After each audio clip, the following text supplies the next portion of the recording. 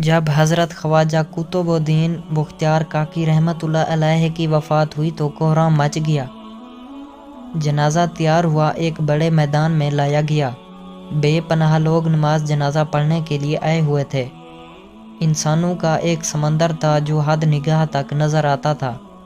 جب نماز جنازہ پڑھنے کا وقت آیا، ایک آدمی آگے بڑھا اور کہنے لگا کہ میں خواجہ قطب الدین بختیار کاکی رحمۃ اللہ علیہ کا وکیل ہوں۔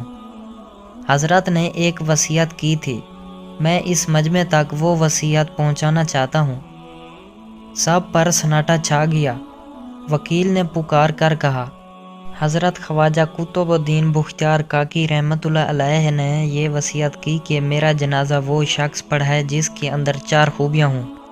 زندگی میں اس کی تکبیر اولیٰ کبھی قضا نہ ہوئی ہو، اس کی تہجد کی نماز کبھی قضا نہ ہوئی ہو، اس نے غیر محرم پر کبھی بھی بری نظر نہ ڈالی ہو، اتنا عبادت گزار ہو کہ اس نے عصر کی سنتیں بھی کبھی نہ چھوڑی ہوں۔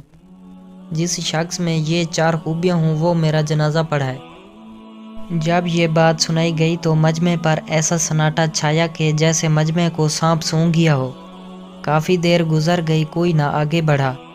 آخرکار ایک شخص روتے ہوئے حضرت خواجہ قطب الدین بختیار کاکی رحمۃ اللہ علیہ کے جنازے کے قریب آئے۔ جنازہ سے چادر اٹھائی اور کہا، حضرت آپ خود تو فوت ہو گئے مگر میرا زار و فاش کر دیا۔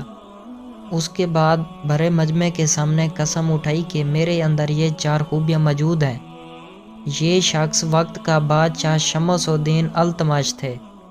دوستو، امید کرتے ہیں آج کی چھوٹی سی ویڈیو آپ کو بہت پسند آئی ہوگی۔ اگر ویڈیو پسند آئی ہے تو اس کو لائک کر دیں۔ اگر آپ نے ابھی تک ہمارے یوٹیوب چینل کو سبسکرائب نہیں کیا تو اس کو ضرور سبسکرائب کر لیں تاکہ آپ کو اس طرح کی مزید ویڈیوز ملتی رہیں اور آپ آسانی سے دیکھ سکیں۔